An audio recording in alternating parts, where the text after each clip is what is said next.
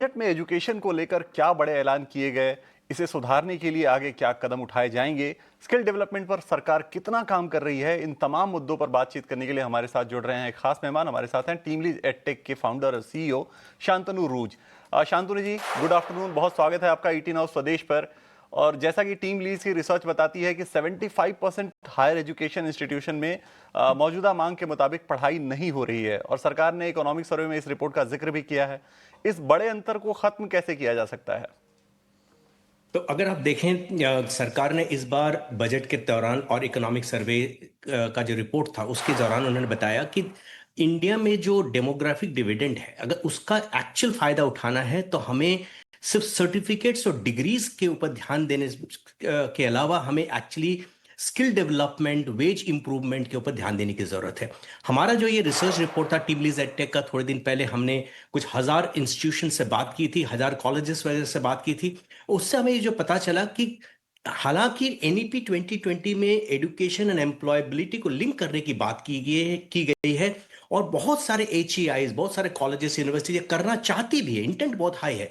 लेकिन अगर उसकी एग्जीक्यूशन को देखें ऑन द फील्ड, बहुत ही कम institutions, which is close to about 20% to 25% institutions ही एक्चुअली उस तरह के स्टेप्स ले रही है जिससे कि एजुकेशन और एम्प्लॉयबिलिटी के फासले को जोड़ा जा सके। अगर आप देखेंगे कुछ जो बहुत सारे इंपॉर्टेंट जो स्टेप्स हैं जो होती है कि करिकुलम को इंडस्ट्री के साथ अलाइन करने की जो बात होती है, जो आप पढ़ा रहे हैं क्या वो इंडस्ट्री में रिलेवेंट है, इसके ऊपर सिर्फ 20 से 25% इंस्टीट्यूशंस ने काम किया हुआ है। अगर दूसरी बात, एनईपी में कहा गया प्रोफेसर्स ऑफ प्रैक्टिस, इंडस्ट्री के एक्सपीरियंस प्रोफेशनल्स को as a teacher, as a tutor, as a faculty लेकर आइए, जैसे कि प्रैक्टिकल हैंड्स ऑन स्किल्स बच्चों को समझ में आए। तो करीब करीब ओनली 23% इंस्टीट्यूशन में इस चीज का एक्चुअली इंप्लीमेंट हो रहा है। अगर आप इंटर्नशिप्स की बात करें जिसमें बच्चे सिर्फ थियरी ना सीखें, प्रैक्टिकल चीजें भी सीखें, काम होता कैसे, कॉलेज ऑफिस में जाए, फैक्ट्रीज में जाए, इंटर्नशिप और अप्रेंटिसशिप बात करें, सिर्फ 26% इंस्टीट्यूशन इंडिया के ऊपर उसके ऊपर एक्चुअली काम कर रही है। सॉफ्ट स्किल्स की बात करें, 36% से कम इंस्टीट्यूशंस में इसकी एक्चुअली स्पेसिफिक ट्रेनिंग दी जा रही है। तो अगर हम देखें तो हमारे जो कॉलेजेस हैं, हमारे जो यूनिवर्सिटीज हैं, इनमें से जो बच्चे निकल रहे हैं वो एम्प्लॉयर्स के लिए तैयार नहीं है। ये दैट वाज द रिपोर्ट जो हम लोगों ने निकाली थी, जिसका गवर्नमेंट ने भी उसका उसका नोट किया और उन्होंने सबको बताया। और जिस तरह से अगर आप फाइनेंस मिनिस्टर की जो अनाउंसमेंट भी देखेंगे बजट में, उस सब में उन्होंने जो स्टेप्स लिए हैं, उन्होंने स्टेप्स की अनाउंसमेंट की है स्किल डेवलपमेंट के ऊपर, किस तरह से वेज इंप्रूवमेंट किया जाए, किस तरह सस्टेन्ड एम्प्लॉयबिलिटी बिल्ड किया जाए, जॉब रिटेंशन के ऊपर काम किया जाए और इस पे ऊपर काफी सारी अनाउंसमेंट हुई है। मुझे लगता है बजट इस पर्टिकुलर फॉर्मेट में हमारे देश के लिए काफी अच्छा रहेगा। बिल्कुल। जैसा आपने कहा कि इंडस्ट्री के साथ अलाइन नहीं हो पाती है, तो आमतौर पे हम देखते भी यही है कि बच्चे ग्रेजुएशन तो कर लेते हैं लेकिन स्किल्स उतनी नहीं हो पाती है कि वो इंडस्ट्री के हिसाब से रेडी हो पाएं। इसके लिए बजट में क्या प्रावधान किए गए हैं और क्या ऐसी चीजें की जानी चाहिए सरकार के लेवल से जो बच्चों को इंडस्ट्री के हिसाब से अलाइन करके एजुकेशन दे?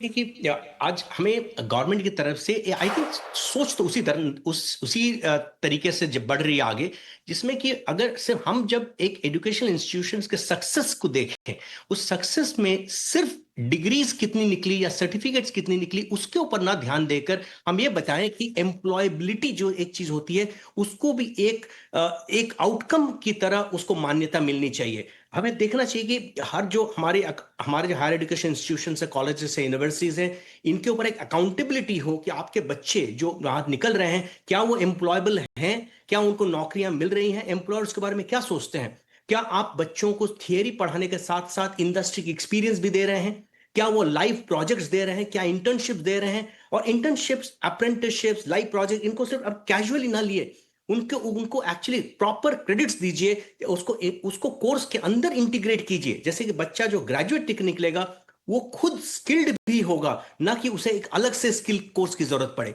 तो हमें लगता है एजुकेशन में एनईपी में एक्चुअली ये सब चीजों की बहुत अच्छी तरह से बात की गई है। उसके अभी सिर्फ फास्ट ट्रैक करने की जरूरत है, इंप्लीमेंटेशन फास्ट ट्रैक करने की जरूरत है। बजट में गवर्नमेंट ने एक्चुअली जो स्किल डेवलपमेंट की तरफ जो उन्होंने एक्शन लिए हैं, किस तरह से ऑरेंज इकोनॉमी की बात की है, किस तरह से कंटेंट डेवलपमेंट, किस तरह गेमिंग स्किल्स, इस तरह के स्किल्स के ऊपर उन्होंने इन्वेस्टमेंट की बात की है, किस तरह से आईटीआई को मॉडर्नाइज करने की बात हुई है, और हायर एजुकेशन बजट में भी तो इजाफा हुआ है। आई थिंक इस तरह से अगर हम इस तरह इस तरह से हम चलते रहें तो मेरे ख्याल से और अगर एनईपी को फास्ट ट्रैक कर ले थोड़ा सा, और मेरे ख्याल से हमारे देश के लिए बहुत ही सुनहरा समय आने वाला है। शांतनु जी नमस्कार, अभिषेक बोल रहा हूँ सर। एक बहुत ही बेसिक क्वेश्चन मैं आपसे पूछना चाहूँगा। ये देखिए, स्किल डेवलपमेंट, कौशल विकास की बात तो सरकार अपने पहले टेन्योर से करती रही है। हमने देखा था कि कौशल विकास केंद्र भी खोले गए, हालांकि बहुत ज़्यादा वो कामयाब हो नहीं पाए। लेकिन अब जहाँ पर हम खड़े हैं और यहाँ से जो स्किलिंग की बात हो रही है, बिना एआई को इंटीग्रेट किए हुए शायद वो पॉसिबल नहीं है। और उस पर मुझे लगता है कि सरकार भी वही चाह रही है कि इसको लेकर जो भी पूरा इको सिस्टम हो वो गंभीर हो। आप मुझे ये बताइए कि आपकी जो कंपनी है या फिर आप जिस इंडस्ट्री को रिप्रेजेंट कर रहे हैं, आपके लिए रेवेन्यू के लिहाज से, पैसे बनाने के लिहाज से, क्योंकि आप पैसे बनाएंगे तो उसका मतलब ये भी होगा कि वो पूरा वैल्यू चेन बढ़िया कर रही है, कितनी अपॉर्चुनिटी आपको दिखाई दे रही है? हम एक हायर एजुकेशन कंपनी है अभिषेक जी, और इसमें हम यूनिवर्सिटीज और कॉलेज के साथ काम करते हैं किस तरह से वो अपने एम्प्लॉयबिलिटी को ऑटोमेशन और डिजिटल तरीके से बढ़ा सकती है, और अपने जो एजुकेशन और स्किलिंग और एम्प्लॉयबिलिटी इम्पैक्ट है वो किस तरह से बढ़ा सकते हैं, इस पे हम काम करते हैं। आज के दिन में अगर आप देखें तो हम कुछ 50 यूनिवर्सिटी के साथ काम करते हैं, कई सारे आईआईटीज, आईआईएम्स, ट्रिपल आईटीज वगैरह के साथ काम करते हैं। एआई का जो इस पर्टिकुलर स्पेस में जो यूटिलाइजेशन है एजुकेशन और एजुकेशन के आउटकम को बढ़ाने के लिए, आई थिंक बहुत बड़ा स्टेप आने वाला है। अब तक जो सबसे बड़ा एजुकेशन में प्रॉब्लम था, which is called one size fits all, ये जो फॉर्मेट था, विच इज नाउ बिकमिंग कि one size fits no one, is that उसमें जो एक एआई का जो इम्पैक्ट है बहुत बड़ा है। एआई के जरिए से एजुकेशन को पर्सनलाइज किया जा रहा है। अगर मैं और आप दोनों एक ही कोर्स में पढ़ाई कर रहे हैं, अगर मैं एक स्लो लर्नर हूं और आप फास्ट लर्नर हैं, तो हमारे जो लर्निंग मैनेजमेंट सिस्टम्स हैं वो हमें और आपको अलग अलग स्पीड से पढ़ा सकती है। ये ऑटोमेटिकली होता है, आदमी की, मनुष्यों की जरूरत नहीं है उसमें। आई थिंक एआई ने एजुकेशन को काफी पर्सनलाइज बनाने में हेल्प किया है। उसके जो असेसमेंट्स हैं, उसके जो टेस्ट्स होते हैं, स्किल असेसमेंट्स होते हैं, उसमें एआई का बहुत बड़ा यूज हो रहा है। कंटेंट को डेवलप करने में, जैसे अगर एक ही कंटेंट आप हिंदी में सुन सकते हैं, मैं मराठी में सुन सकता हूं, कोई बंगाली में सुन सकता है, और उसको समझने में, मातृभाषा को उसमें यूज करने में एआई का बहुत बड़ा यूटिलाइजेशन हो रहा है। और last but not the least, उसमें हो रहा है कि अगर एक बच्चे का स्किल सेट को देखा जाए, उसकी एप्टीट्यूड को देखा जाए, उससे एक किस इंडस्ट्री के किस जॉब रोल के साथ उनका सबसे बड़ा सक्सेस होने वाला है, इसका एक प्रेडिक्टिव एनालिसिस बताकर एक स्टूडेंट के कैरियर रोड मैप को बनाने में एआई काफी यूज हो रहा है।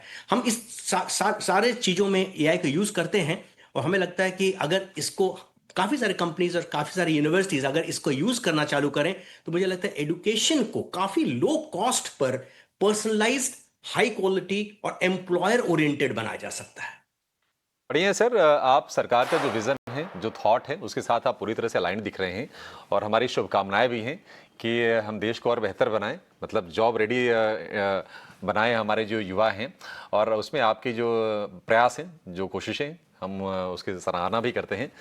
अगली बार आपसे मुलाकात होगी तो हम एक बार जरा चेक भी लेंगे कि हाँ कितनी चीज़ें आगे बढ़ी हैं। फिलहाल बहुत शुक्रिया आपका समय देने के लिए और हमसे विस्तार से बातचीत करने के लिए। बाजार हम देखने की अपने निफ्टी अपने गेंस को देखिए होल्ड करने की कोशिश कर रहा है। 1.25 अंकों की गेंस है। निफ्टी बैंक दूसरी तरफ 100 अंकों की गिरावट है। हालांकि गिरावट 0.25% से भी कम की है, लेकिन पावर, ऑटो, कुछ कंजम्पशन स्टॉक्स, दिग्गजों में एल&टी, रिलायंस, ये बाजार को सपोर्ट करने का बढ़िया काम कर रहे हैं। अभी थोड़ी देर पहले सुंदरम फाइनेंस के नतीजे आए और हम देख रहे हैं कि ये शेयर करीब करीब 5% ऊपर डे हाई पे ये कारोबार करता हुआ आपको नजर आएगा।